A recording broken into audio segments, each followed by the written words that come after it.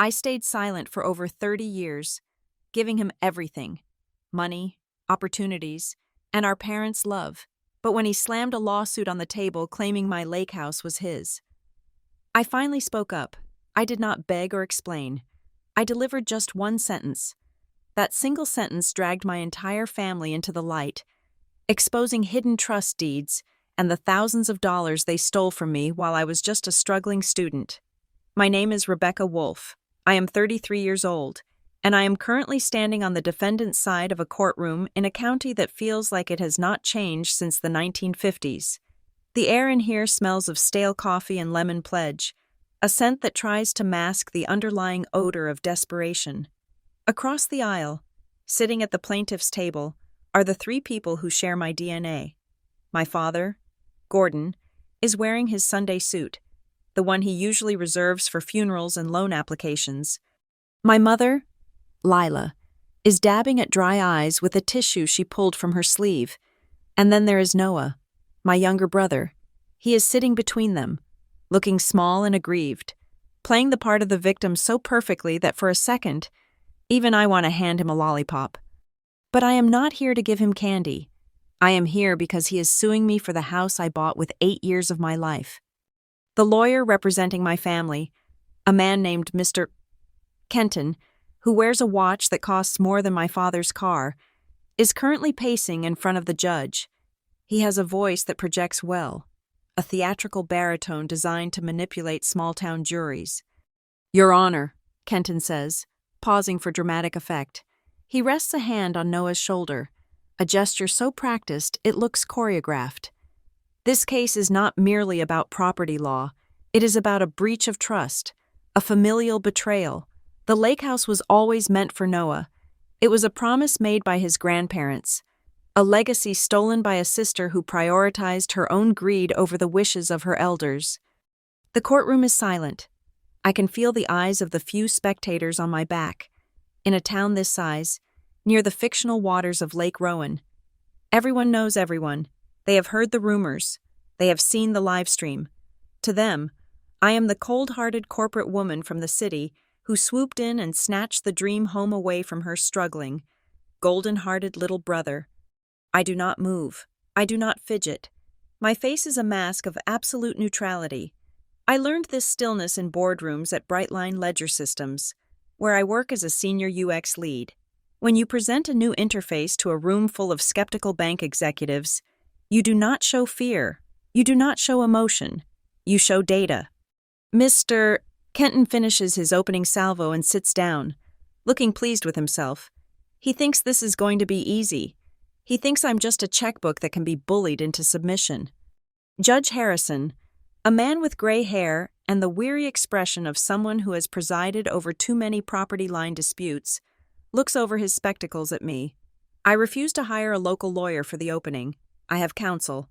Of course, Arya Steele is sitting beside me, sharp as a razor. But for this moment, I wanted to stand alone. "Ms. Wolf," the judge says, "before we proceed to the formal arguments, do you have any preliminary statement you wish to make regarding these claims?" The room holds its breath. I can practically hear the thoughts of my parents. They are expecting me to crack. They are waiting for the Rebecca of 10 years ago to surface. The Rebecca who would apologize for taking up too much space. The Rebecca who would hand over her last $20 because Noah wanted pizza.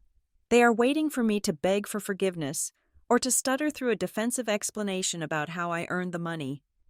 I stand up. I smooth the front of my blazer. I pick up the heavy file folder resting on the table in front of me. I do not look at the judge immediately. Instead, I turn my head slowly to the left. I lock eyes with my mother, then my father, and finally, Noah. I speak clearly, my voice projecting without shouting, every syllable carved out of ice. "If you truly believe that house belongs to Noah," I say, holding their gaze, "then I assume none of you will object when I present the court with the bank transfer history that shows my name on the withdrawals and all 3 of your names on the deposits for the last 15 years. The reaction is instantaneous and visceral. My mother's face drains of color, turning the shade of old parchment. My father's jaw tightens so hard I can see the muscle feathering beneath his skin. It is the look of men who realize they have forgotten to lock the back door. But it is Noah's reaction that is the most telling. He does not look angry anymore. He looks terrified. His hand flies up to his neck, tugging at his collar as if the room has suddenly become 20 degrees hotter. He blinks rapidly, his eyes darting from me to the file in my hand. He knows. In that split second, the facade of the helpless little brother cracks, and the panic of a grifter who has been caught seeps through. He realizes that I am holding something dangerous. He realizes that I did not come here to defend myself. I came here to hunt. I sit back down. Let me introduce myself properly. Now that the pleasantries are out of the way, I am Rebecca Wolfe. I live in Crown City, Illinois, a place of steel and glass far removed from the dusty roads of my childhood. At Brightline Ledger Systems, my job is to design user experiences for financial technologies. I spend my days looking at how money moves, how users interact with their assets, and how to build systems that are secure, transparent, and logical. I look for bugs. I look for broken links. I look for the places where the system fails the user. For 33 years, my family was a system that failed me. I was the patch fix. I was the workaround. I was the resource they drained to keep the main server, Noah, running smoothly. My brother sued me over a lakehouse. He stood in my living room 2 months ago, slammed a stack of papers on my coffee table, and told me the house was his. He told me I had stolen it. He told me that if I did not sign it over, he would ruin me. I looked down at the file in my hands. The edges of the papers are sharp. This is not just a deed to a property in Lake Rowan. This is an autopsy of my family history. Inside this folder, I have the text messages they thought they had deleted, the group chat named Family Plans that I was never invited to join. I have the forensic recovery of those chats, detailing exactly how they planned to guilt-trip me. I have the crumpled letters from my grandparents that I found hidden in a metal box, letters that contained checks I never saw. And I have the bank statements, page after page of highlighted rows showing the slow, steady siphoning of my life to fuel Noah's comfort. They think this is a property dispute. They think we are arguing over square footage and a dock on the water. They do not understand that I'm about to put our entire history on the record. I look at Noah again. He is whispering something frantically to Mr. Kenton. The lawyer is frowning, shaking his head, likely telling Noah to calm down, that I'm bluffing. But I am not bluffing. I have spent my entire adult life ensuring that everything is documented.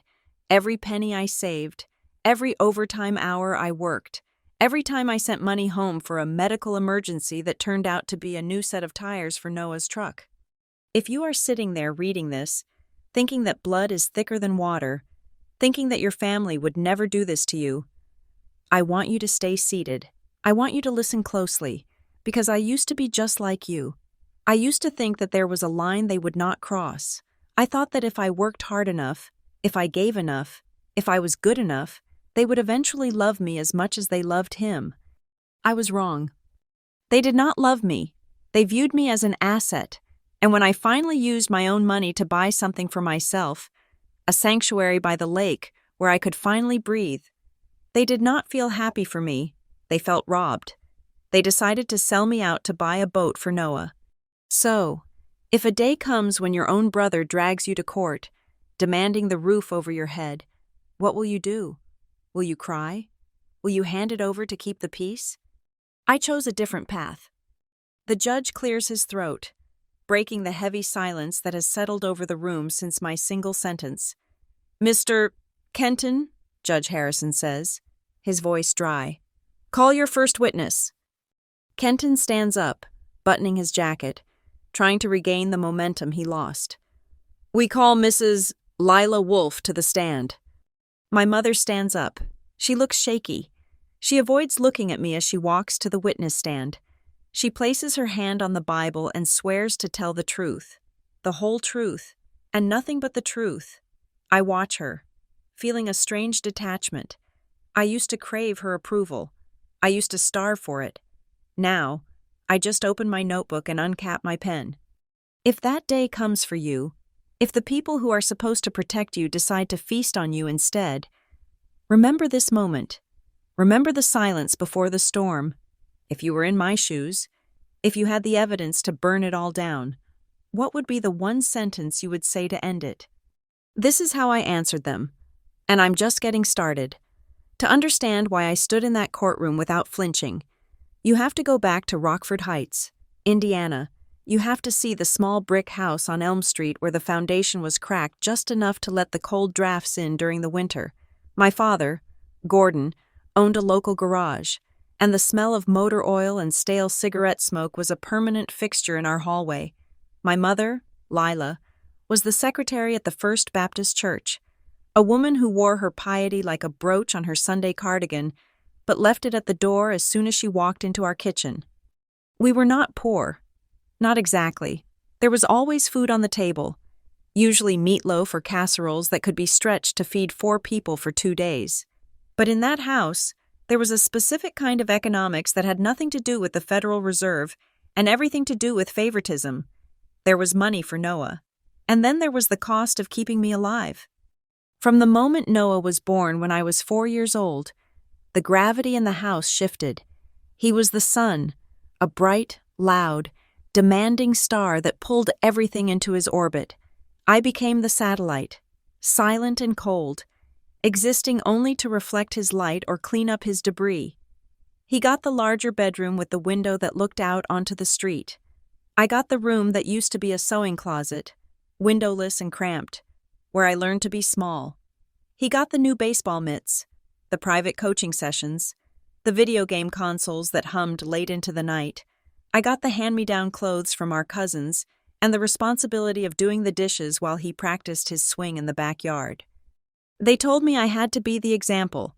That was the phrase Lila loved to use, be an example. Rebecca, your brother is watching. But what she really meant was, be invisible. Rebecca, your brother needs the space.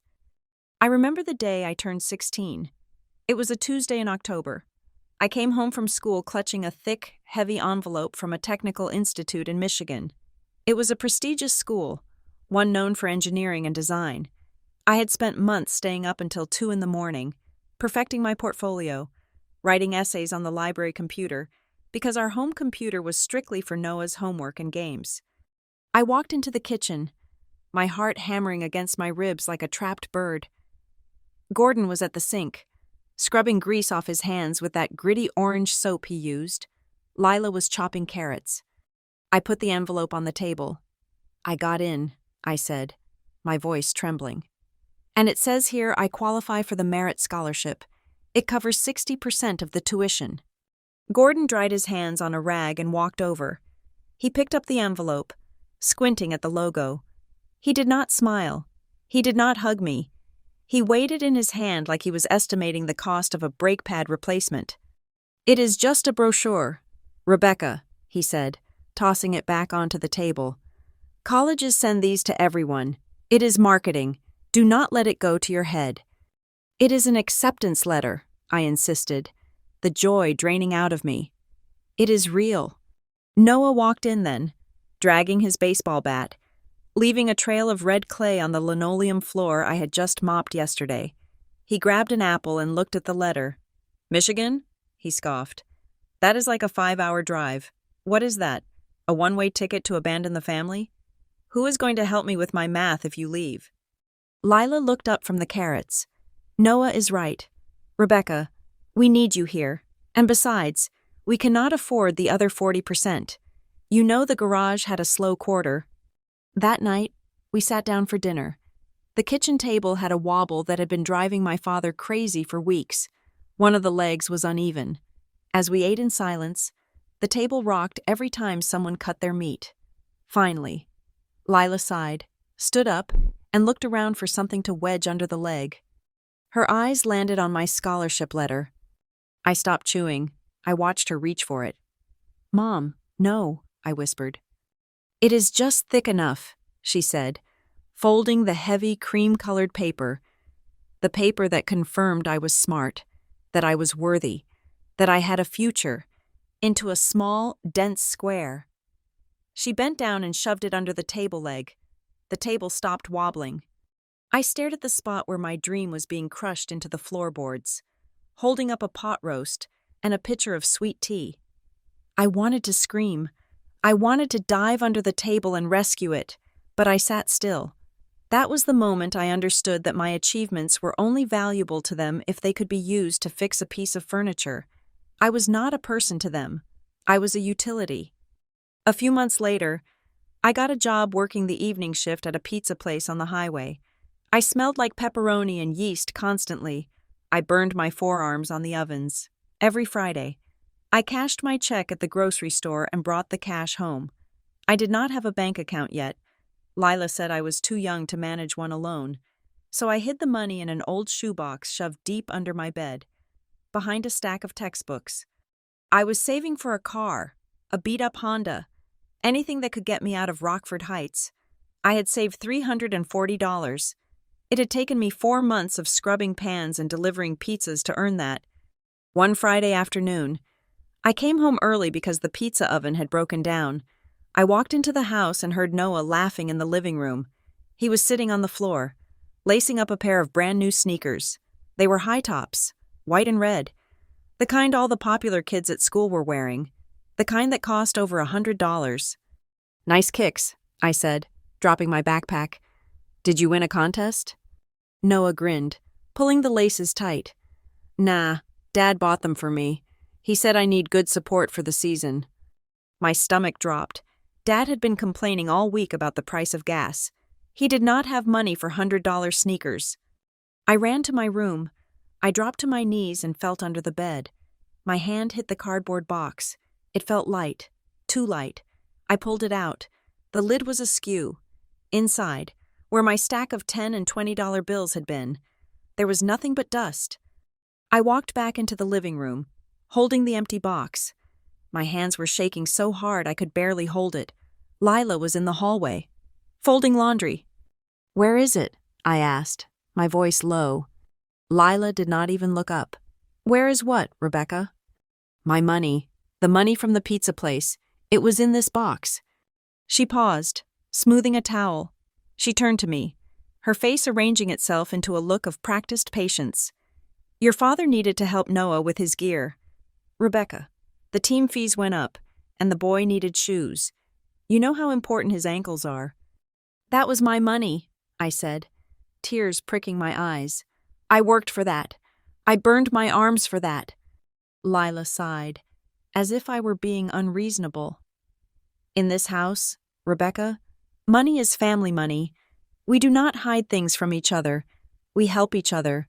Noah is your brother. He has potential in sports. We have to invest in that. You are the sister. You understand, don't you?" I looked at Noah. He was walking around the living room, testing the bounce of his new shoes. He did not look at me. He did not say thank you. He was wearing my $340 on his feet, and he did not even care. I realized then that I was not just the maid. I was the bank. I was a resource to be mined until I was empty. The disparity became a physical weight in the house. When Noah turned 13, they threw him a party that became the talk of the neighborhood. Gordon rented a large grill and cooked ribs and burgers for 50 people. There was a cooler full of sodas, a bouncy castle for the younger cousins, and the centerpiece, a brand new dirt bike with a red bow on the handlebars. Noah revved the engine while everyone cheered. I spent the entire day refilling ice buckets and picking up paper plates from the grass. 3 years later, on my 16th birthday, the house was quiet. I came downstairs hoping for a special breakfast, maybe pancakes. The kitchen was cold. There was a box of store-bought donuts on the counter with a sticky note that said, "Happy birthday." That evening, Lila put a frozen lasagna in the oven. For dessert, she brought out a small, square cake from the supermarket bakery, the kind that is usually on the discount rack because the frosting is slightly smashed against the plastic lid. "Make a wish," she said, not even lighting a candle because we were out of matches. I closed my eyes. I did not wish for a car. I did not wish for a boyfriend. I wished to disappear. As I cut the cake, Gordon walked through the kitchen, grabbing his keys. Don't eat too much sugar. Rebecca, he said, and do not forget, you need to pick Noah up from practice at 7. I have a tow job to get to. It is my birthday, I said to his back. And he is your brother, Gordon replied, the screen door slamming shut behind him. I drove the family station wagon to the baseball field. The taste of cheap, waxy frosting coating my tongue. I sat in the parking lot, watching Noah high-five his teammates. He looked so happy, so unburdened. He moved through the world with the confidence of someone who knows a safety net will always catch him. I was the net. That night, I sat on the back porch steps, shivering in the cool Indiana air. I had taken an old calendar from the garage, one Gordon was going to throw away because the year was almost over. The picture for October was a lakehouse. It was not a mansion, just a sturdy cabin with a wraparound porch and a dock stretching out into deep blue water. It looked quiet. It looked like a place where no one could find you. I traced the outline of the house with my finger. One day, I whispered to the dark yard, one day I will have a house like this. I made a vow then. Sitting on the cold concrete, I vowed that I would have a place where the locks were mine. A place where I could put $1 on the counter and it would still be there in the morning. A place where no one could open my closet, or my diary, or my wallet without asking me first. A place where I was not an example, or a sister, or a resource. I would just be Rebecca. I tore the picture of the lake house off the calendar and folded it. I did not put it in a shoebox. I put it inside my pillowcase, right beneath my head, so I could hear the sound of the water in my dreams while Noah snored in the big room down the hall. They had taken my scholarship. They had taken my pizza money. But they did not know about the lake house, and I was going to make sure they never touched it. I left Rockford Heights with 2 suitcases, a Greyhound bus ticket, and a partial scholarship to a state university in Crown City, Illinois. It was not the Ivy League, and it was not the prestigious technical institute that had accepted me back when I was 16, but it was 300 miles away from the sound of Noah's baseball bat cracking against a ball. That distance was the most expensive thing I owned, and I intended to keep it. My life in Crown City was not a college experience. It was a tactical operation. While my roommates were rushing sororities or nursing hangovers on Sunday mornings, I was operating on a schedule so tight that a 10-minute traffic delay could ruin my entire week. I woke up at 4:30 in the morning to open the campus coffee shop. The smell of burnt espresso and steamed milk permeated my hair, my clothes, and my pores. By 8 o'clock, I was in class. By 2 in the afternoon, I was in the library, not just studying, but hunting for freelance coding gigs on job boards. By 6 in the evening, I was clocking in as a teaching assistant in the computer science lab, helping freshmen debug their Python scripts until the security guard kicked us out at midnight. I did not go to parties. I did not date. I did not buy university hoodies or order late-night pizza. I ate oatmeal made with water in my dorm room because milk cost extra. I viewed every dollar I spent not as currency, but as a leak in the hull of a ship I was trying to build. 4 years of this grind blurred into a gray haze of caffeine and code. Then came graduation day. I remember standing in the staging area of the basketball arena, wearing a polyester gown that smelled like dust. Around me, families were gathering. Fathers were adjusting their daughters' caps. Mothers were holding bouquets of flowers wrapped in crinkly plastic. I scanned the crowd, clutching my phone. I knew, logically, that the drive from Indiana was long. I knew that gas was expensive, but a small, stupid part of me, the part that used to wait by the window for my father to come home, still hoped to see Gordon's familiar stoop or Lila's Sunday dress. My phone buzzed. It was a text message from my mother. "We are so proud of you. Becky, we wanted to come, but Noah got a last-minute spot at the elite Midwest baseball camp. The scouts are going to be there. We have to invest in his real future. We know you understand. Send us a picture." I stared at the screen. His real future. I walked across the stage when they called my name. I took the diploma.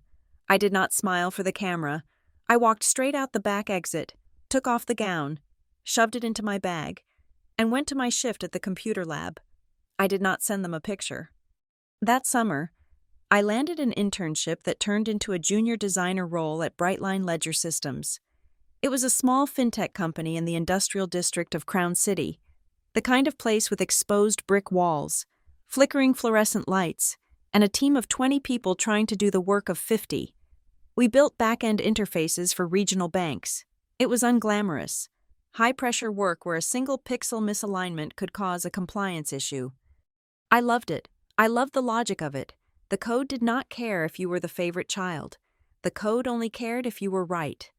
I became a machine, my boss. A frantic man named David who drank 6 diet sodas a day started calling me the ghost. I was the one who was there when he arrived at 7 in the morning, and I was the one turning off the lights when he left at 8 at night. My coworkers joked that I was an AI in a human suit. They would invite me to happy hour, and I would decline. They would ask about my weekend, and I would give a vague answer about catching up on reading. The truth was, my life outside of Brightline was an exercise in extreme austerity. I rented a studio apartment in a basement unit that measured 300 square feet. It had one small window at street level where I could watch the feet of pedestrians walking by. I did not buy furniture. I slept on a mattress on the floor. My living room consisted of a folding table and my laptop. My refrigerator was a study in monotony. A 10-pound bag of rice, cartons of eggs, and bags of frozen mixed vegetables. Every Friday, when my paycheck hit my account, I executed a ritual. I paid my rent, I paid my utilities, I set aside $50 for groceries, and every single cent remaining went into a high-yield savings account that I had nicknamed the Fortress. I tracked everything in an Excel spreadsheet titled Lake Rowan Plan XLSX. It was a masterpiece of conditional formatting. Column A was the date, column B was the income, column C was the expense, and column D was the projection. I knew exactly how much interest I would earn by the year 2025. I knew exactly how many years it would take to buy freedom. Then came the email. It was a Tuesday in November, raining sleet against the basement window. I was clearing out my spam folder when a subject line caught my eye. Waterfront properties in central Minnesota. Price drop. I usually deleted these. I was saving for a concept, not a specific place, but something made me click. And there it was. It was in Lake Rowan, Minnesota, a cedar-shingled cabin sitting on a gentle slope leading down to the water. It had a wide, wraparound porch made for drinking coffee in the morning. A small, weathered dock jutted out into the gray-blue lake. It looked almost exactly like the picture I had torn off the calendar in my father's garage when I was 16. I felt a physical jolt, like I had touched a live wire. I stared at the listing price. It was high. It was a number that would scare most people my age. But I looked at my spreadsheet. If I maintained my current savings rate, if I got the promotion I was gunning for, if I ate rice and eggs for another 3 years, I could do it. I printed the picture of the house. I taped it to the wall above my folding table, right where I could see it every time I wanted to order takeout or buy a new coat. I opened my spreadsheet and renamed the file. It was no longer Lake Rowan Plan, it was Lakehouse or Nothing. The next 8 years were a blur of screens and spreadsheets. Brightline grew, and I grew with it. I moved from junior designer to UX lead, and eventually to senior UX lead. I survived 3 rounds of layoffs. I survived a merger. I negotiated my salary with a ruthlessness that surprised even me. When they offered me stock options instead of a raise one year, I took them, betting on the company's IPO. When the IPO happened, I cashed out immediately and moved the funds to the Fortress. My family knew none of this. To them, I was just Rebecca who worked with computers in the city. When I visited home for Christmas, short, obligatory trips that lasted exactly 48 hours, I wore the same coat I had owned since college. I drove a 10-year-old sedan. I listened to Gordon complain about how the garage was losing business to the big chains. I listened to Lila hint that Noah, who was now bouncing between community college and part-time jobs, needed help with his truck payments. "You are doing okay, aren't you, Becky?" Lila would ask, eyeing my scuffed boots. "You are managing?" "I am getting by," I would say. "Rent is expensive in the city." I never told them about the bonuses. I never told them about the six-figure salary.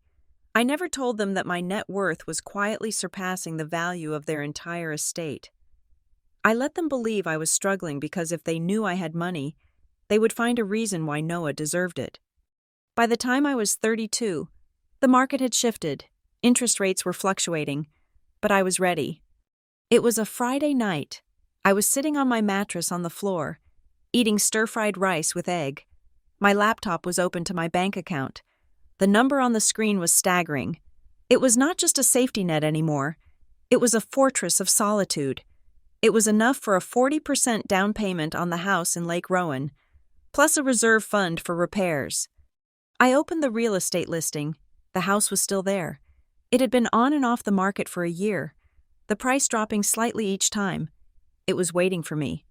My heart hammered against my ribs, echoing the rhythm of that 16-year-old girl who hid money in a shoebox. This time, there was no box to steal. This time, the money was encrypted, password protected, and solely mine.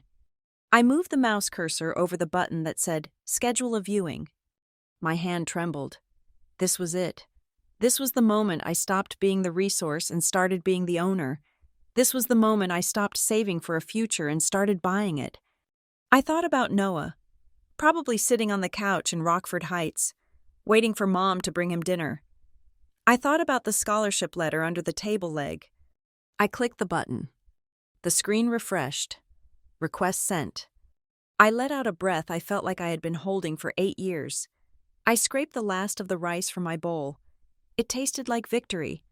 The drive from Crown City to Lake Rowan took 5 hours, but it felt like I was crossing a timeline rather than a state line.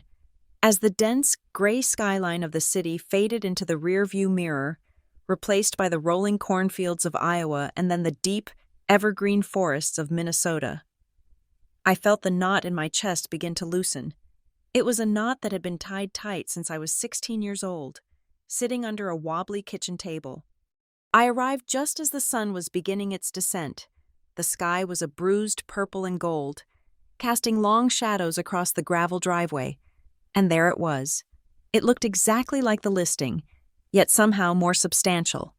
The wood of the siding was a warm cedar color, smelling of sap and rain. The porch wrapped around the front like a pair of welcoming arms. But it was the silence that hit me first. In Rockford Heights, there was always the sound of the television, or Noah's video games, or my father's power tools. In Crown City, there was the constant hum of traffic and sirens. Here, the only sound was the rhythmic, gentle slap of water against the wooden pylons of the dock. I walked down to the water's edge. I kicked off my flats and stood barefoot on the damp grass.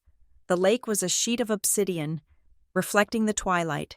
I closed my eyes and breathed in. The air tasted clean, devoid of expectations.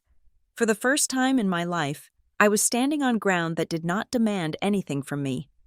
The viewing the next morning was a formality, but it was also a study in perception. The real estate agent was a woman named Brenda with teased hair and a floral scarf. When I pulled up in my 10-year-old sedan, she gave me a polite, tight-lipped smile that suggested she thought I was lost, or perhaps delivering a package. "Rebecca?" she asked, looking over my shoulder as if expecting someone else. Is your husband joining us? Or perhaps your father?" "Just me," I said, shaking her hand. We walked through the house. I checked the water pressure. I checked the fuse box. I looked for signs of mold in the basement. Brenda trailed behind me, her heels clicking on the hardwood. When we got to the kitchen, an open concept space with a butcher block island, she started her sales pitch about financing options for first-time buyers. I reached into my bag and pulled out a folder. "I have a pre-approval letter here from my bank," I said, handing it to her, "and proof of funds for a 40% down payment. I would like to make an offer today, 5% under asking, but I can close in 10 days. Brenda looked at the letter. Then she looked at the bank statement.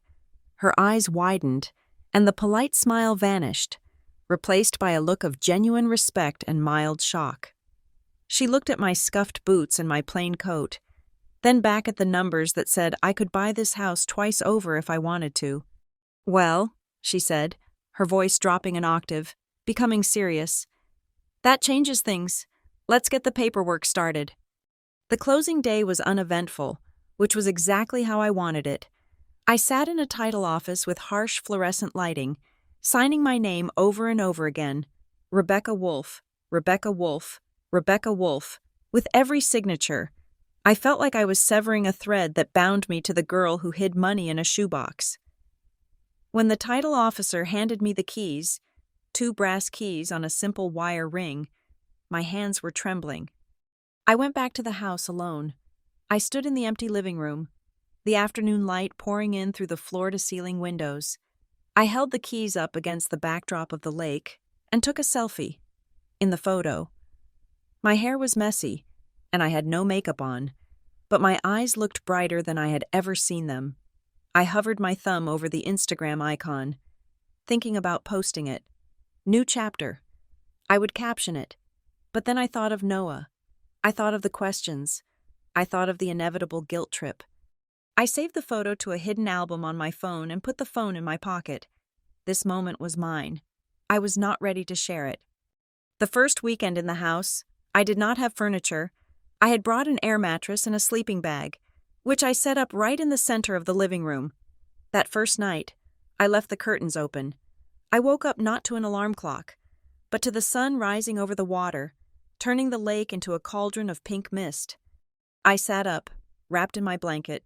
It was 6 a.m. Usually, by this time, I would have checked my work email 3 times and started my mental to-do list. Today, I just watched a heron glide across the surface of the water. I made coffee on a camping stove I had brought with me. I ate a piece of toast on the porch. It was just supermarket bread and instant coffee, but it tasted like a Michelin star meal. I realized that for 33 years, I had been eating in a state of fight or flight. Food tastes different when your stomach is not in knots. Later that day, I decided to clear out the small storage shed near the edge of the property. The previous owner, an elderly man named Mr. Henderson, had left a few boxes behind. Most of it was junk, rusty gardening tools, old fishing nets, but in the bottom of a plastic bin, I found a leather-bound notebook. I sat on an overturned bucket and opened it. It was a journal, the handwriting shaky and spider-like. The entry was dated 15 years ago. The kids stopped calling. It read, "They only call when they need the pension check. I told them the lake is my only family now. The water doesn't lie to you. It doesn't borrow what it can't return. Starting over at 70 feels foolish, but staying where I am not wanted feels like death." I closed the book, a chill running down my spine that had nothing to do with the lake breeze.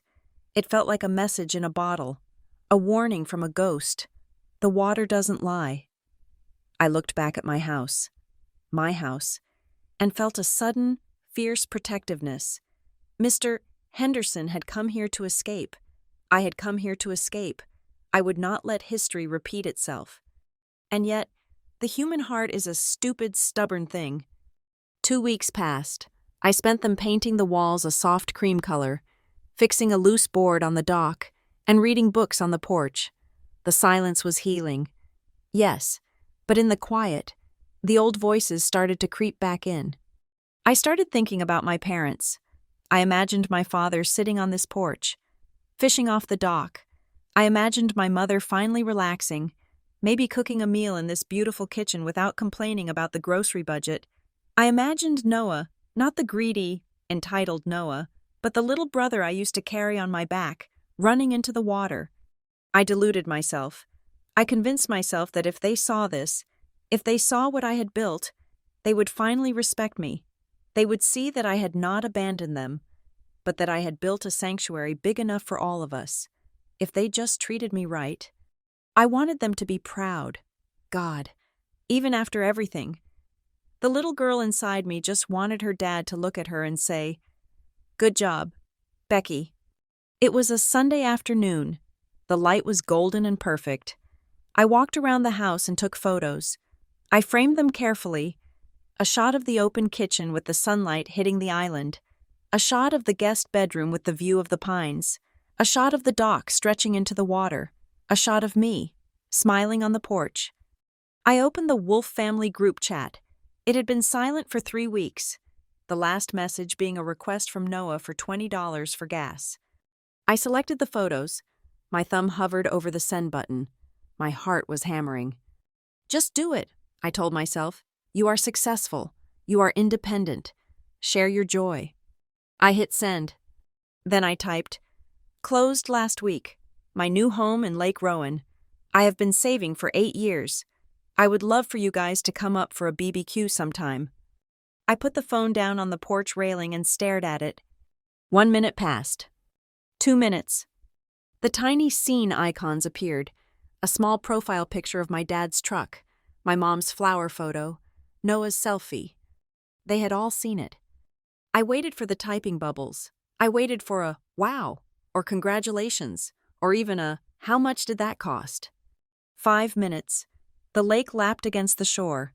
A bird called out in the distance. 10 minutes. The silence stretched, becoming heavy and suffocating. It was not a peaceful silence anymore. It was the silence of a held breath before a scream. 15 minutes. I picked up the phone. Still nothing. Just the scene markers, staring back at me like judgmental eyes. 30 minutes. I started to make excuses for them. Maybe they were at church. Maybe they were driving. Maybe they were just so stunned they didn't know what to say. Maybe they were crying tears of joy. "Stop it, Rebecca," I whispered to myself. "You know them. You know exactly what they are doing." But I didn't. I didn't know exactly what they were doing. I thought they were gossiping. I thought they were stewing in jealousy. I did not think they were weaponizing. I went inside to get a glass of water, trying to shake off the feeling of dread that was settling in my stomach like cold lead. I told myself I was being paranoid. I had the deed. The house was mine. What could they possibly do? I heard my phone ping from the porch. It was a sharp, loud notification sound that I had set for social media alerts. I walked back out. The sun had dipped below the tree line, casting the porch in shadow. The air had turned cold. I picked up the phone. The screen was lit up with a notification from Facebook. Noah Wolf started a live video. My stomach dropped. My hands went numb. I did not want to click it. I knew, with a terrifying certainty, that whatever was on the other side of that notification was going to destroy the peace I had just spent 2 weeks building. But I clicked it. The screen loaded. The connection was grainy. Noah was sitting in his bedroom. The room that used to be the good room. He was wearing a hoodie, and his eyes were red-rimmed. He looked directly into the camera, his face twisted into a mask of sorrow and righteous indignation. And then I saw the title of the video, scrolling across the bottom of the screen in bold white letters. My sister stole everything my grandparents meant for me. I stood there on the porch of my dream house, the phone slipping in my sweaty grip. As the first comment floated up the screen, it was a jagged, angry heart emoji, and then another, and then the words started coming. I looked out at the lake. It was dark now. The water didn't look peaceful anymore. It looked like ink. And I realized that the war I thought I had left behind in Rockford Heights had just followed me home. The video feed buffered for a split second before snapping into razor-sharp focus. Noah was sitting in his childhood bedroom, the one with the blue walls that I had helped paint when I was 12. But the room did not look like the messy cave of a teenager anymore. It looked like a set, a ring light reflected in his pupils, making him look manic and hyper-real. He had positioned himself carefully. Over his right shoulder, taped to the wall, was a blown-up print of the photo I had just sent to the group chat. My kitchen, my view, my sanctuary. Over his left shoulder was a black-and-white portrait of our grandparents, Evelyn and Thomas Blake, looking stern and noble. "Hey, guys," Noah said, his voice cracking with practiced emotion. He wiped his nose with the back of his hand. "I did not want to do this. You know I hate drama. But I cannot sit here and watch my family get destroyed." I stood on my porch, gripping my phone so hard my knuckles turned white. The viewer count on the top left of the screen was climbing. 50 people, 100, 300. "You all see this house?" Noah pointed to the photo of my lake house. "My sister, Rebecca, just bought it. She is bragging about it, but what she is not telling you is where the money came from." He leaned into the camera, his voice dropping to a conspiratorial whisper. My grandparents, God rest their souls, left a trust, a specific fund meant for the youngest grandchild, me, to ensure I had a future. They called it the Lakehouse Fund. They wanted me to have a place by the water because I was the one who took care of them when they were sick. Rebecca? She was gone. She was off in the city, living the high life. My mouth fell open. It was a lie so audacious, so completely fabricated, that for a moment I could not process it. I had never seen a trust fund. I had never heard of a Lakehouse Fund. And Noah had certainly never taken care of our grandparents. He had been playing video games while I changed their bed sheets during my high school summers. She knew, Noah continued, tears actually welling up in his eyes. She knew that money was mine, but because she is the executor, because she is the smart one with the legal degrees. I did not have a law degree. I was a UX designer. She maneuvered the paperwork. She cashed out my inheritance and bought this place for herself. She stole my future to buy herself a vacation home. The comment section was a sewer pipe that had burst. It scrolled by so fast I could barely read the individual usernames, but the sentiment was a uniform wave of hatred. Expose her. What a snake. Rich people are disgusting. Stealing from her own brother? Where does she work? We need to call her boss. Then, a comment pinned by a moderator account appeared. Here is her LinkedIn profile. Let everyone know what kind of person Brightline Ledger Systems employs. My stomach turned to ice. Brightline. They were targeting my job. I just want justice, Noah sobbed. I just want what Grandpa Thomas wanted for me. The camera angle widened. My parents, Gordon and Lila, stepped into the frame. They stood behind Noah like silent sentinels of grief. They did not speak. They did not have to. Gordon placed a heavy hand on Noah's shoulder and nodded solemn agreement. Lila, clutching a tissue, reached out and wiped a tear from Noah's cheek. She looked into the camera, her expression one of heartbroken resignation, as if to say, we tried to raise her right, but she went bad. That visual, the grieving parents comforting the victimized son, was the nail in my coffin. It validated everything. The live stream ended. I stood in the dark, the silence of the lake now feeling oppressive, like the quiet before a predator strikes. My phone started vibrating, not once, but a continuous, angry buzz. Notifications from LinkedIn, Instagram, Facebook. Strangers were finding me. They were leaving vomiting emojis on my professional updates. They were calling me a thief in my direct messages. Then came the email. It was 9:30 at night, but corporate HR systems never sleep. The subject line was red. Urgent. Personnel conduct inquiry. I opened it, my hands shaking. Dear Ms. Wolf, we have been alerted to significant social media activity involving your personal legal standing that may impact the Brightline brand. We need to schedule a mandatory meeting tomorrow morning at 8 o'clock to discuss this situation. Please be advised that we take allegations of financial misconduct very seriously. I sank onto the porch floor. I had spent 8 years building a reputation as the most reliable, ethical designer in my field. In 20 minutes, my brother had torched it all with a ring light and a lie. I did not sleep. I sat in the corner of my living room, watching the moon track across the sky, waiting for the sun to rise. I felt like a besieged soldier in a fortress made of glass. At 7 o'clock the next morning, my landline rang. It was the old rotary phone I had kept for aesthetic reasons, connected to the local grid. Only 3 people had that number. I picked it up. Hello? I said. My voice sounded jagged, like broken pottery. You saw it, Gordon said. No greeting. No how are you. Just the flat, hard tone of a man who believes he is the law. I saw the lies, I replied, gripping the receiver. I saw you standing there while he lied to thousands of people. It is not a lie. Rebecca, Gordon said. That house belongs to Noah. It has belonged to him since the day your grandfather established the intention of that fund. You know it. We all know it. You just got to the money first because you are ruthless. I bought this house with my salary, I said, my voice rising. I bought it with my stock options. I have the pay stubs. I have the trade confirmations. I have never touched a dime of family money because there never was any. Do not play dumb with me, Gordon snapped. We know about the trust. We know you accessed it. We have proof. Rebecca, we have documents that show you managed the funds. What documents? I demanded. There are no documents because I never did it.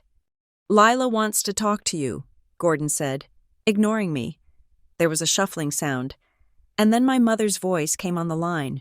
She sounded tired, the same weary martyr tone she used when asking for money. Becky, she sighed, please, do not make this harder than it has to be. You are embarrassing the family. People are talking. The church ladies are asking questions. You are embarrassing the family? I choked out a laugh that was half sob. You just helped Noah frame me for a crime I did not commit. We are just trying to correct a mistake, Lila said soothingly, as if she were talking to a toddler. Noah needs this house. He is going through a hard time. You have your career. You have your fancy apartment in the city. You can make more money. He cannot. It is only fair. Fair? I whispered. Is it fair that I ate rice for 8 years while you bought him trucks? Stop being dramatic, Lila said, her voice hardening. Here is the deal. Your father has spoken to a lawyer. We are willing to handle this quietly. You have 1 week, 7 days. You sign the deed over to Noah. We will call it a gift. We will go back online and tell everyone it was a misunderstanding, that you are a good sister who made things right. The hate campaign stops. Your job is safe. And if I don't? Gordon came back on the line. Then we sue you, and we will not stop at the house. We will go after your accounts. We will testify that you embezzled from the family trust. We will make sure that by the time we are done, you will not be able to get a job washing dishes in this state. You have 1 week, Gordon repeated. Do the right thing, girl. The line went dead. I stood there, the hum of the dial tone buzzing in my ear. I looked around my kitchen. I looked at the sunlight hitting the floorboards I had swept yesterday. I looked at the refrigerator where I had hung the picture of the house. For a long time, I had told myself that my parents were just victims of circumstance. I told myself they were simple people who just loved their son a little too much. I told myself they were ignorant. But as I placed the phone back on the cradle, clarity washed over me. It was cold and sharp, like the water in Lake Rowan. They were not confused. They were not simple. They were predators. They had seen something beautiful that I had built, and they did not want to share it. They wanted to consume it. They were willing to destroy my entire life, my career, my reputation, my sanity, just to feed their golden child. I walked over to the kitchen table. I opened my laptop. My hands were steady now. The trembling had stopped. I did not open my work email to apologize to HR. I did not open a real estate transfer form. I created a new folder on my desktop. I named it War. I opened the screen recording software. I navigated to Noah's Facebook page. I hit record. I started capturing every comment, every timestamp, every lie. I went to my bank portal. I downloaded 10 years of statements. I opened a new document and began to type a timeline. They wanted a fight? They wanted to talk about receipts and documents?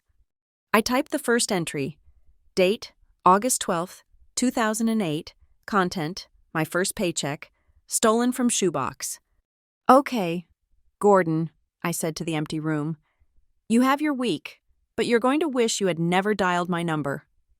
The silence of the drive up to Lake Rowan was heavy, filled only by the hum of tires on asphalt and the occasional rustle of Maya shifting in the passenger seat. It had been 2 weeks since the deadline my father had set for me to surrender the deed. I had not signed. I had not called. Instead, I had stayed in my apartment in Crown City, watching the digital wildfire burn through my reputation. I needed air. I needed to see that the house was still there, that it was real, and not just a JPEG in a court filing. Maya, my colleague from Brightline, who had been the only one to look me in the eye after the HR meeting and say I believe you, had insisted on coming. She said I should not be alone. She was right. We turned off the main highway onto the gravel access road around 11 at night. The trees crowded in close, their branches forming a tunnel of darkness. My headlights cut through the gloom, illuminating swirling dust motes.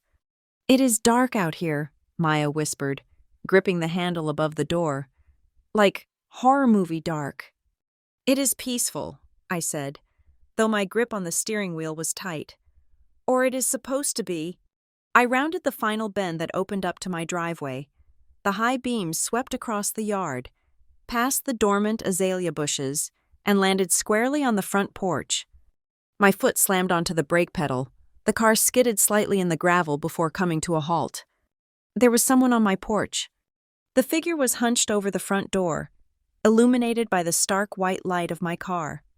He was wearing a gray hoodie pulled up over his head and baggy jeans. At his feet sat a black duffel bag that looked stuffed to bursting.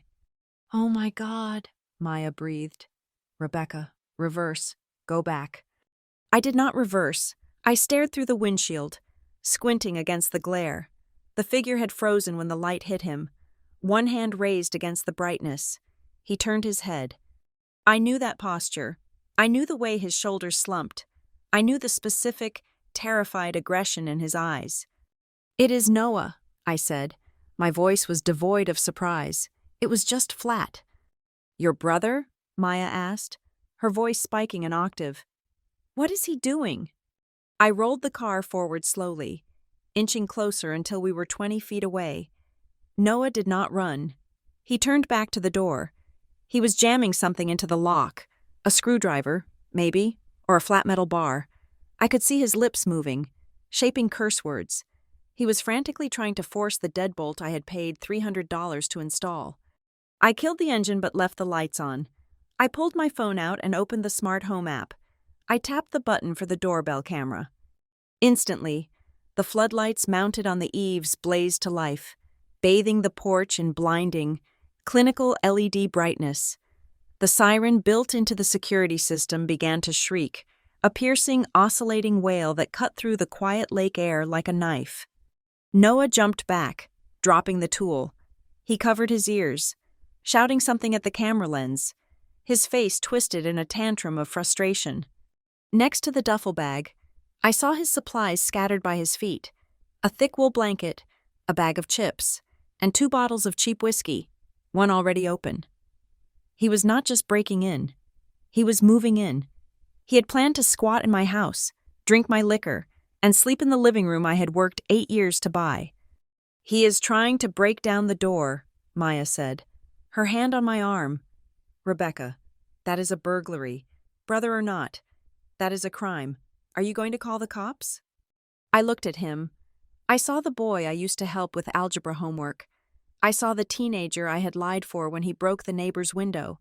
I saw the young man who had sat on a live stream and told the world I was a thief. For a second, the old instinct flared up. The instinct to protect him, to go out there and yell at him, to drive him home and let Mom make excuses. Then I looked at the pry bar lying on my welcome mat. "Yes," I said. I dialed 911. I did not shake. 911, what is your emergency?" "I am at 104 Pineview Lane," I said. My voice was frighteningly calm. "I am in my vehicle in the driveway. There is a man attempting to force entry into my home. He has tools. He is intoxicated." "Do you know the intruder, ma'am?" I paused. The siren was still screaming outside. Noah was now kicking the door, screaming at the wood as if it were a person who had wronged him. "I know him," I said, "but he does not live here, and he is not welcome." "Officers are on their way. Stay in the car." We waited. The longest 10 minutes of my life passed in that car. Noah eventually stopped kicking the door and sat down on his duffel bag, taking a swig from the whiskey bottle, glaring at my headlights as if daring me to run him over. Then, blue and red lights washed over the trees. A cruiser crunched up the driveway, followed by a second one. 2 deputies got out, hands resting near their holsters. "Stand up," one of them shouted. "Hands where I can see them." Noah stood up, swaying slightly. "This is my house," he screamed, his voice slurring. Tell her to turn off the damn alarm. She changed the locks on me. I turned off the siren from my phone and stepped out of the car. Maya followed, staying close to me. The silence that returned was ringing in my ears. Ma'am? The deputy approached me, flashlight beam hitting the ground. Are you the homeowner? I am, I said. My name is Rebecca Wolf. I have the deed and my identification right here. I handed him my license. She is lying, Noah yelled from the porch. He was pointing a shaking finger at me. My grandparents bought this place. It is the Lakehouse Fund. She stole the keys. The deputy looked at Noah, then back at me. It was a small town. Domestic disputes were messy. He looked unsure. Suddenly, a light flicked on at the house next door. Mr. Abernathy, my nearest neighbor, a retired military man in his 70s, walked out onto his porch in a bathrobe. Officer! Mr. Abernathy's voice boomed across the yard. I do not know who that kid is, but that lady there is Ms. Wolf. I saw her sign the papers with the agent 2 weeks ago. She is the owner. That boy has been banging on that door for an hour. The wind went out of Noah's sails. He looked at Mr. Abernathy, then at the cops, his face crumbling from aggression to pathetic confusion. But Mom said it was mine, Noah whimpered. The deputy walked up the porch steps, kicked the pry bar away, and grabbed Noah's wrist. Turn around, son. They cuffed him, not roughly, but firmly. They marched him down the steps past me. Noah locked eyes with me. He did not look sorry. He looked shocked, as if the laws of physics had suddenly changed and gravity no longer worked. You called the cops on me? He hissed. I am your brother, Becky. You are a trespasser. Noah, I said softly. The deputy placed Noah in the back of the cruiser and walked over to me with a clipboard. Okay, Ms. Wolf, we have him for attempted breaking and entering, possession of burglary tools, and public intoxication. Do you want to press criminal charges? If you do, we take him down to the county lockup and book him tonight. I looked at the cruiser. Noah's face was pressed against the glass, distorted and angry. If I sent him to jail, my parents would spin it. They would go on TV. Cruel sister sends troubled brother to prison over a misunderstanding. It would feed their narrative. I needed to be smarter. I did not need him in a cell. I needed a paper trail. No, I said. Maya looked at me, surprised. I do not want to press criminal charges tonight, I continued, my voice steady. But I want a full police report filed.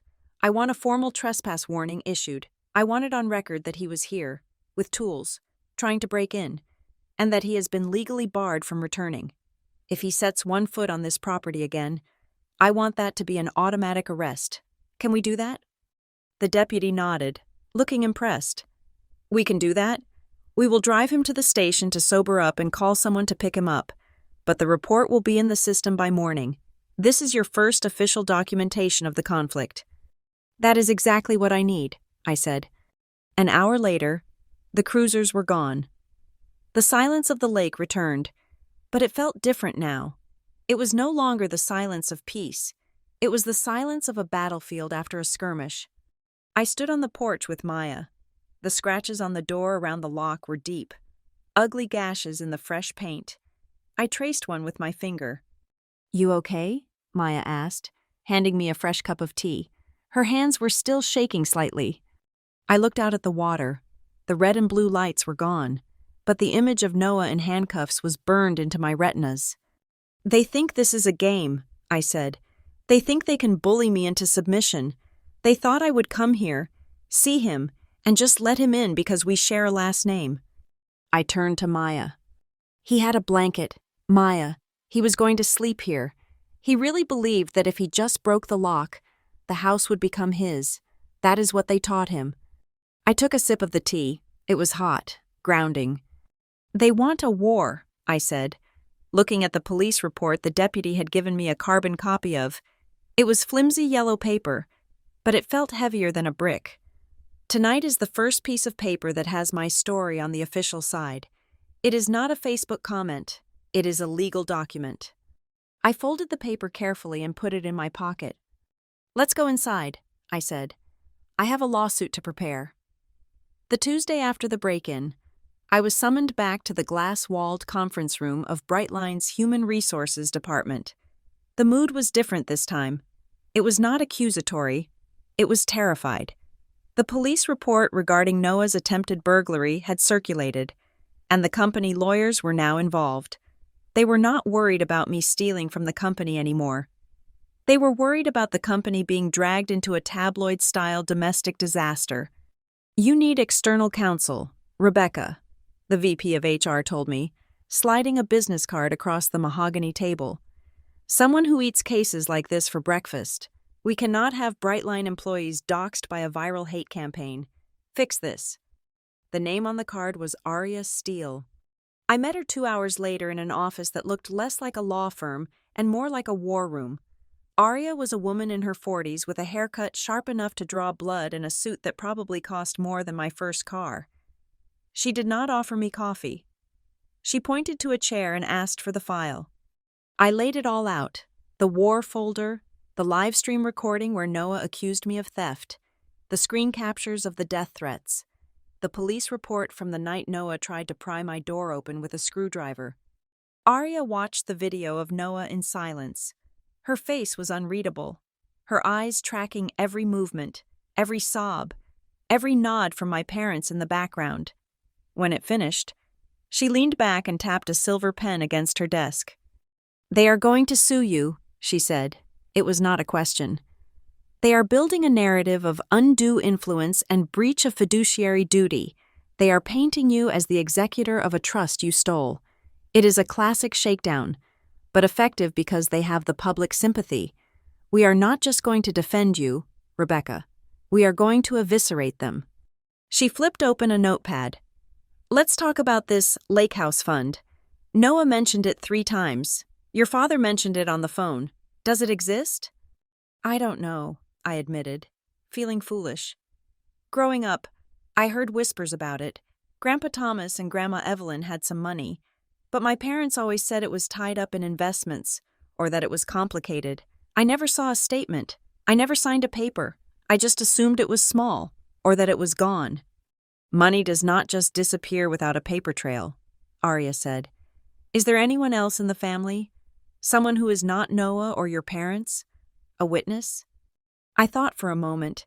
The image of my mother's sister, Aunt Joanne, flashed in my mind. She was the black sheep of the family, mostly because she refused to attend Lila's pity parties.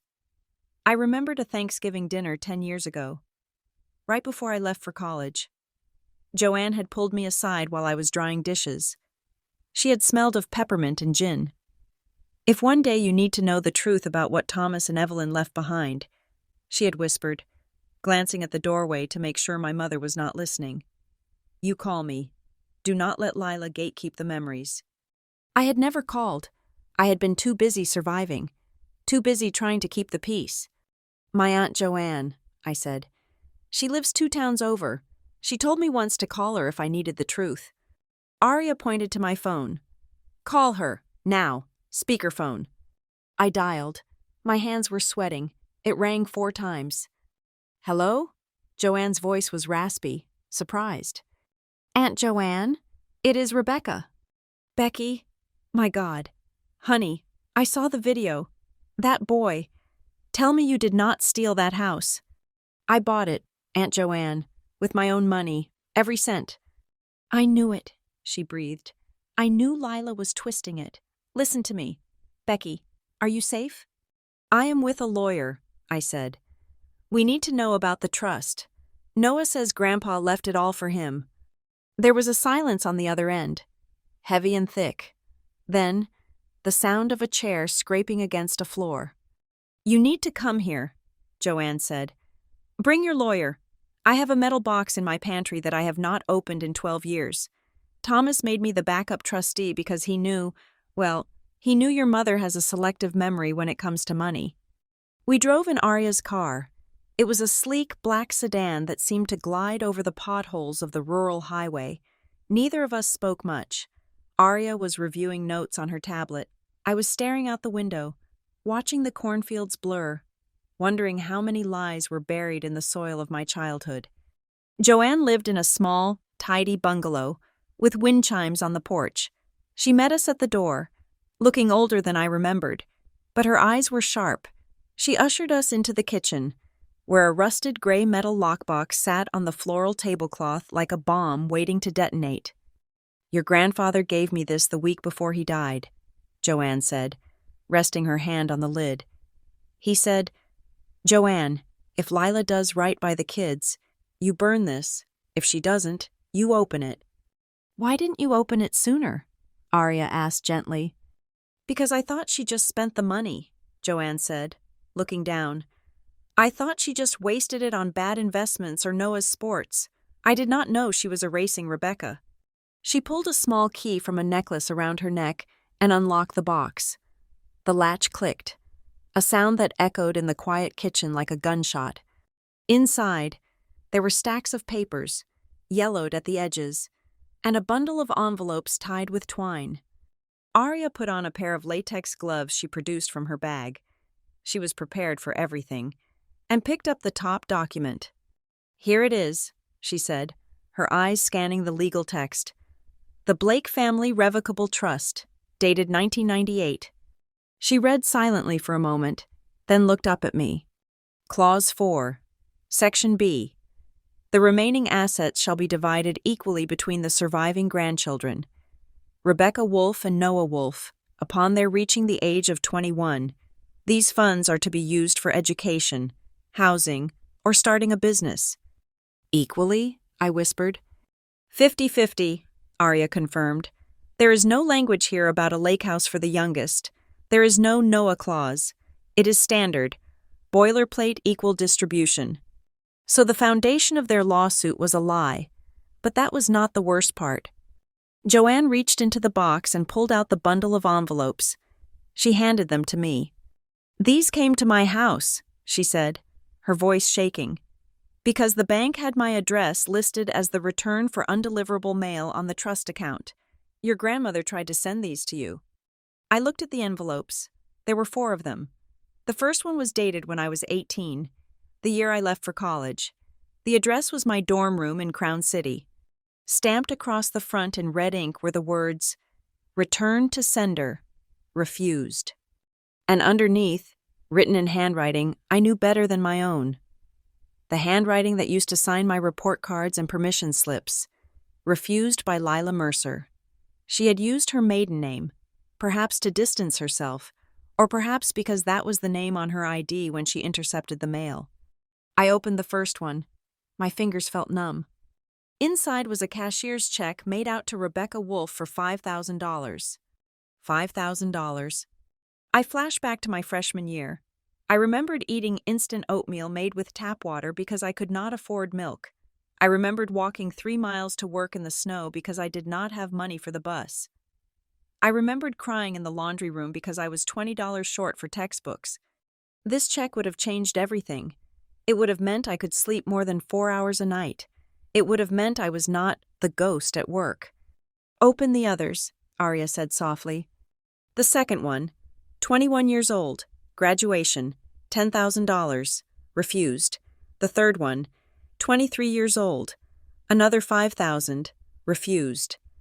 My parents had not just stolen the money, they had actively blocked it from reaching me. They had seen help coming my way and built a wall to stop it, while they watched me struggle. I picked up the last envelope. It was thicker than the others. It was dated just before my grandfather passed away. This one had not been mailed. It had been hand-delivered to Joanne to give to me when the time was right. It was sealed. I tore it open. Inside was a check for $15,000, uncashed, now void due to age. But wrapped around it was a handwritten letter on Grandpa Thomas's stationery. I unfolded the paper. "My dearest Rebecca, I know your mother can be difficult. I know things are hard in that house. But I want you to know that I see you. You are the strong one. You are the one who carries the weight. Use this money for your future. If you want to buy that land by the water you always talked about, use this as a start. Do not let anyone tell you it belongs to someone else. It is yours. You earned it by being the only one who listened to me. Love, Grandpa."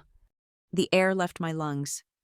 Do not let anyone tell you it belongs to someone else. I looked at Arya. Tears were streaming down my face, hot and fast. I was not crying out of sadness. I was crying out of a rage so pure it felt like it could burn the house down. They knew, I choked out. They knew he wanted me to have a house by the water. They took this money, and then they gaslit the entire world into thinking I stole Noah's dream. Arya took the letter from my trembling hand and placed it gently on the table next to the trust document. She looked at the evidence. The live stream where Noah claimed the money was his, the forged narrative, the police report of the break-in, and now, the proof that my parents had systematically intercepted my inheritance. This is not just a property dispute anymore, Arya said, her voice dropping to that lethal, shark-like register. This is financial abuse. This is fraud. This is malicious interference with an inheritance.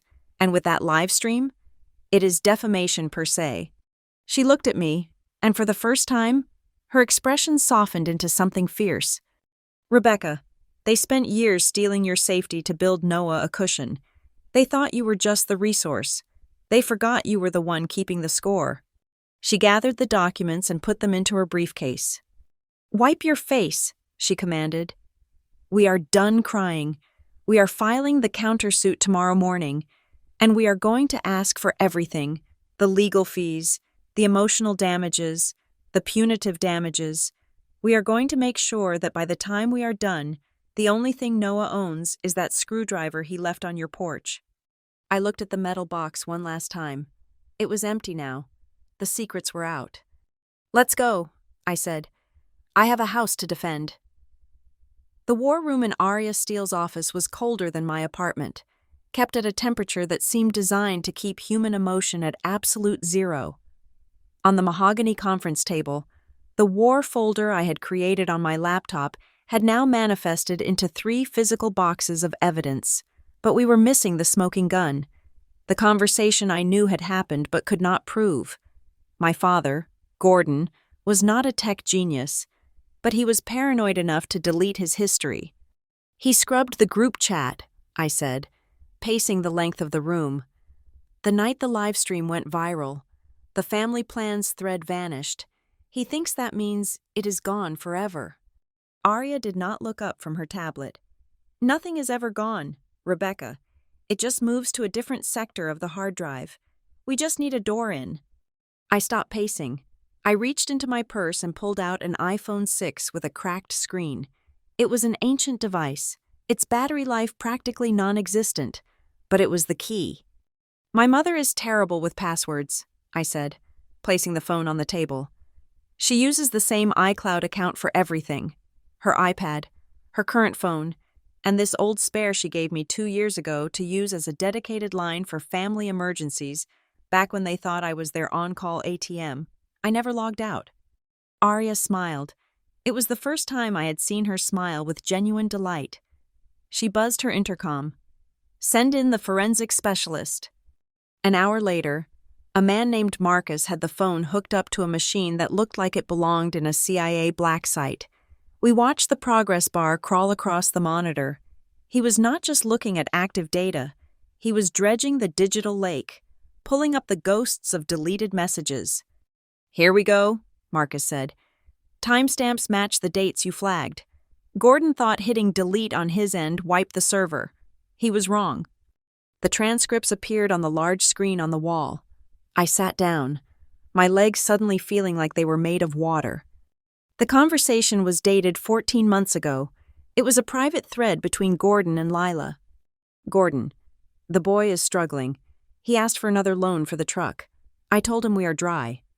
Lila, Rebecca got another promotion. I saw it on her Facebook. She's looking at property listings again. I saw a tab open on her laptop when she visited. Gordon, if she buys land, especially near the water, we have to move fast. We tell her it is the lakehouse fund. We tell her it is Noah's money. Lila, she knows there is no fund. Gordon, she suspects. She does not know. If we pressure her, she will fold. She always folds. We say it is for the family legacy. Once she closes, we push her to gift it to Noah. She owes him. I felt a wave of nausea roll over me. They had not just reacted to my purchase out of jealousy. This was premeditated. They had been watching my career, tracking my success like vultures circling a dying animal, waiting for me to convert my cash into an asset they could steal. But the next message was the one that severed the last thread of guilt I had been holding on to. Lila, I feel bad sometimes. She works hard. Gordon, she will be fine. She has the city. She has the job. Lila, you are right. The boy needs a chance. The girl can manage on her own. That is just how the world works. The girl can manage on her own. I stared at the screen. That was their entire philosophy in one sentence. I was not a daughter to them. I was a survivalist species, evolved to endure neglect, while Noah was a delicate flower that needed to be watered with my blood. Print it, Arya said, her voice like a whip crack. Print it all. This proves intent to defraud. It proves conspiracy. While the printer hummed, Arya turned to the financial records. Because Joanne was the backup trustee and had formally contested Lila's management of the trust based on the refused letters we found, we had been granted emergency access to the bank records of the Blake Family Trust. The bank statements were a massacre. Look at this, Arya said, using a laser pointer to trace the lines on the projection. The trust started with $150,000 when your grandfather died, a significant amount in 1998. I watched the timeline of withdrawals. It was a slow bleed. 2005. Withdrawal. $4,000. Notation. Sports equipment. That was the year Noah started travel baseball. 2008. Withdrawal. $12,000. Notation. Vehicle purchase. That was Noah's first truck. I was driving a rust bucket I bought for $800 at the time. 2010. Withdrawal. $20,000. Notation. Business capital. That was for Gordon's garage. He had told me he got a small business loan. He had lied. He had raided his children's inheritance to fix his own mistakes. The list went on. Tuition for Noah's community college classes he never finished. Bail money for a DUI I never knew about. Living expenses that coincided with family vacations I was not invited to. Total withdrawn for the benefit of Noah Wolf and Gordon Wolf, Arya summarized, looking at the spreadsheet. $148,000. And for me? I asked, though I already knew the answer. Zero, Arya said. Actually, worse than zero. She pulled up a specific transaction record from the bank's internal log. It was dated during my sophomore year of college, the year I almost dropped out because I could not afford the dorm fees. Request for transfer. $5,000 to Rebecca Wolf. Initiated by automatic distribution protocol. Status: canceled. Notes: Trustee Lila Mercer called. Stated beneficiary declined funds. Requested hold for future allocation to secondary beneficiary, Noah Wolf. She called them, I whispered. She actually picked up the phone and told the bank I did not need it. She told them you declined it, Arya corrected. That is fraud. Rebecca. She lied to a financial institution to divert funds to her preferred child. They have been telling the town that you stole Noah's future, but the math shows they have been cannibalizing yours since you were 18. Arya stacked the papers. The sound of the pages hitting the table was heavy, satisfying. We have them on malicious prosecution, she said, ticking off the counts on her fingers. Breach of fiduciary duty, conversion of funds, fraud, and with the live stream and these texts, we have a slam-dunk defamation case. We are not just going to win the house, Rebecca. We are going to recover every single dollar they stole from that trust, plus interest. I sat back in the leather chair. I felt lightheaded. For years, I had thought I was crazy. I thought I was just being sensitive, that maybe I really was selfish for not helping more. But the numbers did not lie. Excel sheets do not gaslight you. There is one more thing, Arya said. She pulled a piece of mail out of her evidence file. This came to your mailbox at the lakehouse yesterday. You forwarded it to me. I looked at the envelope. It was from a local bank in Lake Rowan. Not my bank. It was addressed to the owner of 104 Pineview Lane. I thought it was junk mail, I said.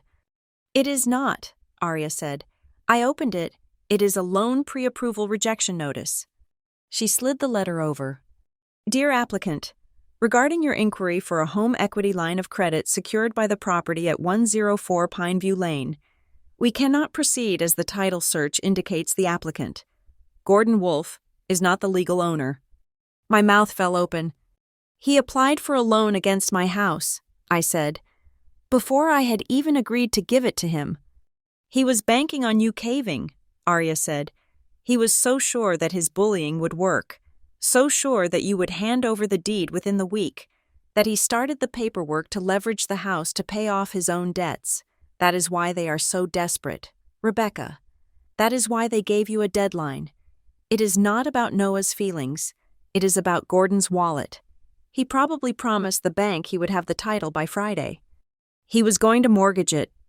I realized. He was going to take my paid-off house, put it in debt to save his garage, and leave me with nothing. Exactly, Arya said. They are not just thieves. They are drowning, and they decided to use you as the life raft. I stood up. I walked to the window and looked out at the Crown City skyline. I felt a hardness settle in my chest, replacing the last remnants of the sad, neglected daughter. I was done being the ghost. I was done being the resource. File it, I said, turning back to Arya. File everything, the texts, the bank statements, the police report, the rejection letter. Arya smiled, and this time it was a smile full of teeth. She placed her hand on the thick stack of files we had assembled, a paper monument to 30 years of betrayal. They think you are just playing defense, Arya said, closing the folder. They think you are just trying to keep your house. Tomorrow morning, when the sheriff serves them with this countersuit, they are going to learn the difference between a victim and a plaintiff. They wanted a war, I said, picking up my bag. Let's give them a massacre. The morning of the hearing, the sky outside the courthouse was a slate gray, threatening rain. But inside, the air was stiflingly still. I walked in next to Arya. I wore a charcoal suit, my hair pulled back, my face scrubbed clean of any makeup that might suggest vulnerability. I did not look at the floor. I did not look at the gallery. I looked straight ahead. On the other side of the aisle, my family was already seated. They had staged themselves perfectly. Gordon was wearing a tie that looked slightly too tight, giving him an air of uncomfortable honesty. Lila was dressed in a soft pastel cardigan, clutching a packet of tissues like a shield. And Noah was wearing a dress shirt that was clearly new, his hair combed flat, looking every bit the wronged, innocent boy he claimed to be in his live stream. Their lawyer, Mr.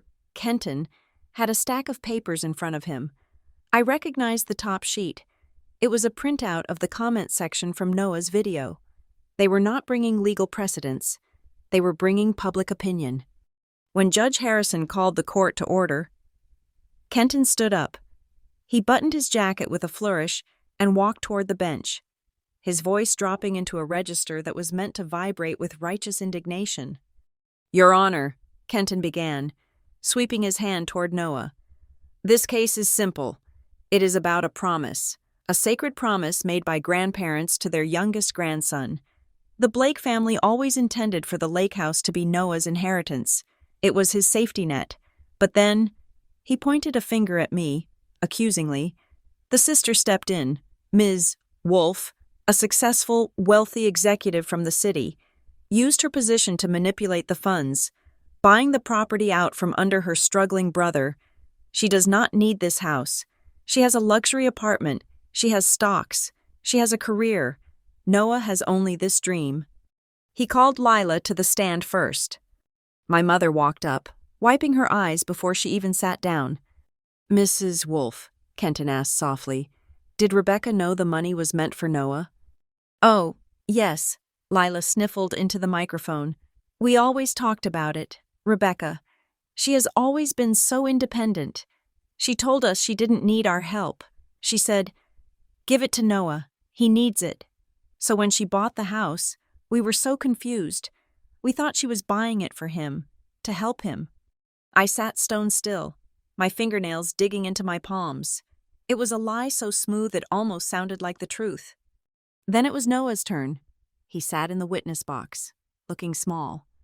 "I just want what Grandpa Thomas wanted," Noah said, his voice trembling just like it had in the video. "I took care of them when they were sick. Rebecca was gone. She was always too busy with work. Grandpa told me, 'Noah, one day you will fish off that dock.' When I saw she bought it, it felt like she stole my memories." "Do you have any written documents stating the house was yours?" Kenton asked, setting him up. "I didn't think I needed one," Noah said, looking at the judge with wide, wet eyes. "It was family. You don't ask for contracts when it's family." It was a good performance. I could see the judge softening slightly. It was the story of the underdog versus the corporate shark. Then Arya stood up. She did not walk to the podium. She walked over to the AV cart and plugged in her laptop.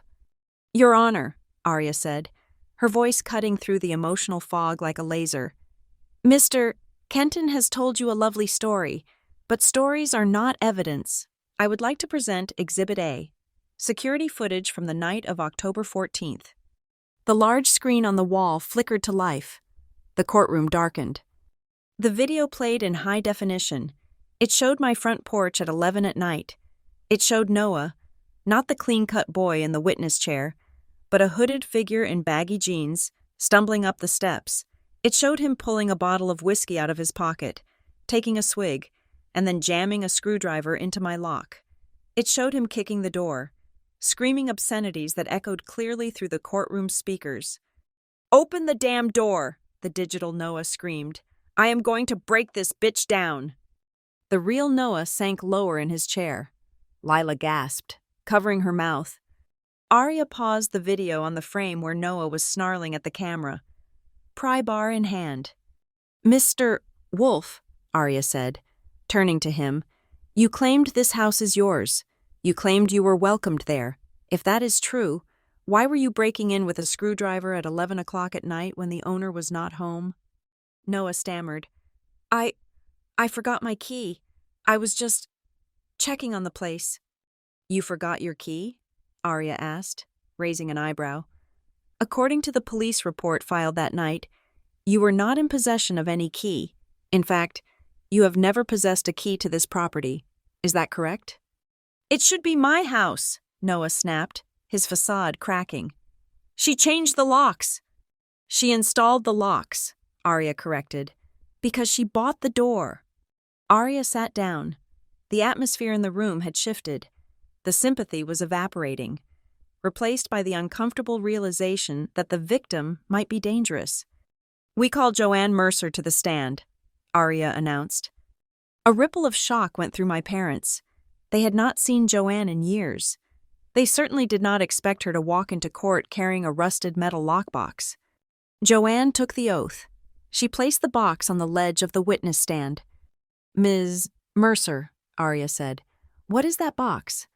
"This is the Blake Family Trust Archive," Joanne said, her voice steady. "My father, Thomas Blake, gave it to me for safekeeping." "And what does the trust say regarding the distribution of assets?" Joanne put on her reading glasses. She opened the yellowed document. "It says assets are to be divided 50-50 between Rebecca and Noah Wolf. There is no mention of a lake house. There is no mention of a special fund for Noah." Kenton jumped up. "Objection. These are old documents. They do not reflect the oral agreements made later."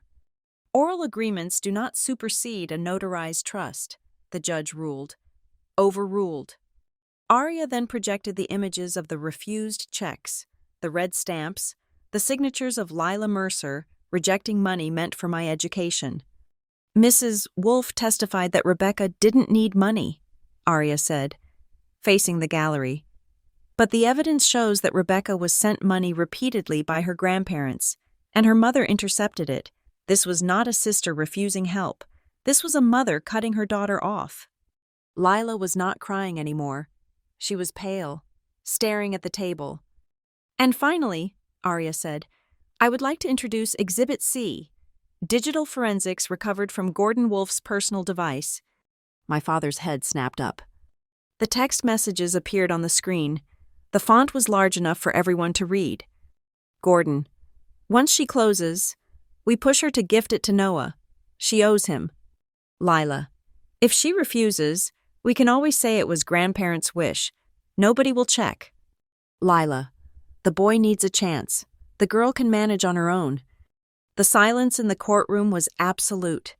It was the kind of silence that happens when a lie is not just exposed, but dissected. I could hear the scratching of the court reporter's stylus. I saw the judge's eyes narrow as he read the words, "Nobody will check," over and over again. Kenton looked at the screen, then at his clients. He closed his folder. He knew. He knew he had been sold a lie, and now he was standing in the blast zone. Arya let the texts hang there for a full minute. She wanted them burned into the retina of every person in the room. They plotted, Arya said softly. They waited for her to succeed, and then they plotted to take it. This was not a misunderstanding. Your Honor, this was a heist. She turned to the judge. We have one final witness, Your Honor. I would like to call the defendant, Ms. Rebecca Wolfe, to the stand. The judge nodded. Proceed. I stood up. My legs felt heavy, but my spine was straight. I walked past Noah, who refused to look at me. I walked past my parents, who were now staring at me with a mixture of fear and hatred. I took the stand. I placed my hand on the Bible. I swore to tell the truth. Arya walked up to me. She did not look at her notes. She looked me in the eye. Ms. Wolfe, Arya said, you have heard the plaintiff claim that you used family money to buy the property at 104 Pineview Lane. Can you tell the court exactly where the funds came from? I can, I said, and I have the documentation to prove it. Arya nodded. We will get to the numbers in a moment, but first, I want to address the heart of this dispute. When your family confronted you, when they demanded you sign over the deed, you did not argue. You did not scream. You said one thing to them. Can you tell the court what that was? I looked at my father. I looked at my mother. I looked at Noah. This was it. The sentence I had held back in the opening. The sentence that ended the argument before it even began. I leaned into the microphone. I told them. I stood on the witness stand, the wood cool beneath my palms. The courtroom was so quiet, I could hear the hum of the air conditioning unit. Arya Steele did not pace. She did not use theatrics. She simply projected a spreadsheet onto the screen that was so detailed, it was irrefutable. Ms. Wolfe, Arya said, pointing to the first column. Please state for the record your gross income for the last 3 years. In 2021, my base salary was $125,000, I stated clearly. In 2022, it rose to $140,000. Last year, including stock options and performance bonuses from Brightline Ledger Systems, my total compensation was $185,000. Arya clicked a button. A second column appeared. And this column? Those are my savings deposits, I said. Every month for 8 years, I deposited 40% of my net income into a high-yield savings account designated for a down payment. The total amount used to purchase the property at 104 Pineview Lane was $212,000. Every single cent came from those payroll deposits. Did you, Arya paused, looking directly at the plaintiff's table, at any point, receive a transfer, a check, or a bag of cash from the Blake Family Trust? No, I said. I did not. Mr. Kenton, the lawyer for my family, stood up. He looked defeated, but he had to try. He walked toward me, adjusting his glasses. Ms. Wolfe, he said, his voice lacking its earlier boom. You claim you never received money, but you were the older sister. You were the responsible one. Is it not true that you were aware of the trust? Is it not true that you perhaps managed it informally? I was aware it existed, I replied, locking eyes with him. But I was never allowed to touch it. My mother made sure of that. Arya stood up again. She held up the unopened letter from my grandfather, the one we had found in Aunt Joanne's metal box. She had already entered it into evidence, but now she handed it to me. Read the last paragraph, please, Arya said. Read what Thomas Blake intended for his granddaughter. I unfolded the paper. My hands were steady now. I felt the spirit of my grandfather in the room with me. Use this for your future by the water, I read, my voice ringing out in the silence. Do not let anyone tell you it belongs to someone else. I looked up. Do not let anyone tell you it belongs to someone else. The words hung in the air like a verdict. Judge Harrison turned his chair. He looked over his spectacles at Gordon and Lila. His expression was not one of judicial neutrality anymore. It was one of disgust. Mr. and Mrs. Wolfe, the judge said, do you have a reasonable explanation as to why 4 separate checks intended for this witness's education and well-being were returned to the bank stamped refused by Lila Mercer? Gordon opened his mouth, but no sound came out. He looked at Mr. Kenton for help, but the lawyer was busy organizing his papers, distancing himself from the blast radius. Lila started to cry. It was a jagged, ugly sound. We were just trying to hold the family together, she sobbed. Noah needed so much help. Rebecca was always so strong. We thought she didn't need it. So you decided to play Robin Hood with your children's inheritance? The judge asked, his voice icy. Except you were robbing the daughter to feed the son. Lila buried her face in her hands. No one in the gallery moved. The narrative of the poor, victimized parents had just disintegrated. Arya looked at me one last time. Rebecca, she said, we have one final question. When your parents called you 2 months ago, when they gave you that 1-week ultimatum to sign over the deed or face a lawsuit, you gave them an answer. You told the court earlier that you said only one sentence to them. Please, tell us what that sentence was. I took a deep breath. I looked at Noah. He was staring at the table, his face a mask of terror. He knew what was coming. He knew that the bluff he had built his life on was about to be called.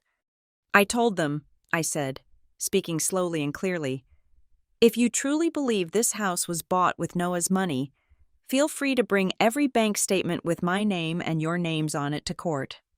I paused, letting the weight of it sink in. I told them that because I knew what they would find. I continued. I knew that if they forced a financial audit, the world would see that the only people stealing from the Blake family trust were Gordon and Lila Wolfe. They sued me hoping I would be too scared to open the books. They were wrong. No further questions, Arya said. The judge did not need a recess. He did not need to deliberate for days. He looked at the mountain of evidence, the police report, the text messages, the bank statements showing the theft, and the letter from my grandfather. He banged his gavel. It sounded like a gunshot ending a war. In the matter of Wolfe versus Wolfe, Judge Harrison said, I find the plaintiff's claims to be entirely without merit. The evidence overwhelmingly proves that the property at 104 Pineview Lane was purchased solely with the defendant's personal funds. The request to transfer the deed is denied with prejudice. He turned a page in his file. Furthermore, regarding the countersuit filed by the defendant, I find that Gordon and Lila Wolfe have committed a gross breach of fiduciary duty as trustees. I am ordering the immediate restitution of 1/2 of the original trust value, adjusted for inflation and interest, totaling $92,000, to be paid to Rebecca Wolfe. Gordon gasped. Lila let out a wail. I also find that the lawsuit brought by the plaintiffs was malicious and frivolous, the judge continued, his eyes hard on Noah. Mr. Noah Wolfe, your actions, including the defamation of your sister via public broadcast and the attempted burglary of her home, are reprehensible. You knowingly spread falsehoods to damage her reputation. I am awarding the defendant full legal fees, to be paid jointly by all 3 plaintiffs. Additionally, I am awarding $50,000 in punitive damages for defamation. The color drained from Noah's face. He looked like he was going to be sick. They had come here to take my house. Instead, they were leaving with a debt that would likely cost them their own home, the garage, and every cent they had planned to hoard. Court is adjourned, the judge said, slamming the gavel one last time. The room erupted into murmurs. Arya turned to me and squeezed my hand. We did it, she whispered. It is over. I stood up. I felt light.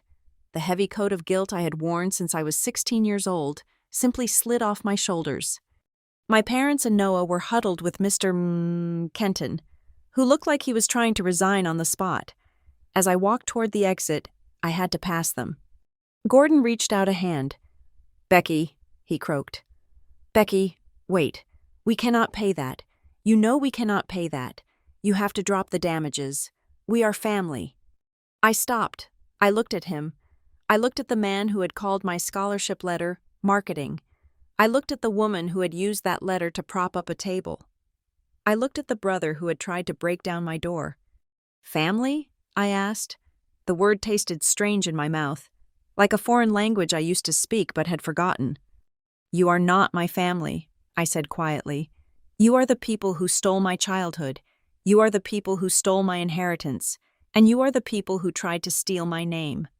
"Noah didn't mean it," Lila wept, reaching for my sleeve. "He is just a boy." "He is 29 years old," I said, stepping back out of her reach. "And he is about to learn what it costs to be an adult." I looked at all three of them. "Do not call me," I said. "Do not write to me. Do not drive to Lake Rowan.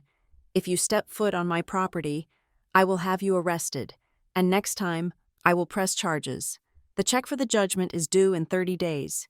Send it to my lawyer." I turned my back on them. I walked out of the double doors, into the hallway, and out into the cool, gray afternoon. I did not look back. The ending of this story is not a party. There were no balloons. I did not go out for champagne with Arya.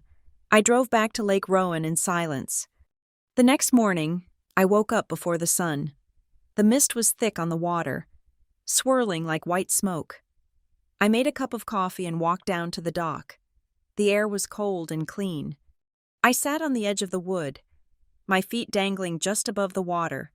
In my lap, I held the official copy of the judgment. It was just a stack of paper, stamped and signed, but it was the most beautiful thing I had ever owned. I had brought a metal box with me from the house. It was new. It was not rusted like Aunt Joanne's. I folded the judgment carefully. I placed it inside the box. I added the letter from my grandfather. I added the police report. I locked the box. I was not going to bury it. I was going to keep it on my bookshelf, right next to my design awards. It was not a secret to be hidden. It was a trophy. I took a sip of coffee and watched the sun burn through the mist. The lake was still. The house behind me was solid. The phone inside was silent. And I knew that for the first time in my life, when it rang, it would be someone who actually wanted to talk to me. My brother sued me over the lakehouse. He thought the worst thing that could happen was losing a piece of property.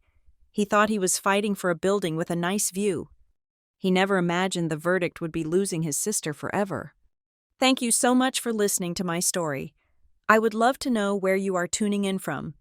So please leave a comment below sharing your city or country, and tell me what you would have done if you were in my shoes. If you enjoyed this story and want to hear more tales of justice served, please subscribe to the channel Lila Revenge Stories, hit the like button, and smash that hype button to help this video reach more people who need to know that sometimes the good guys do win.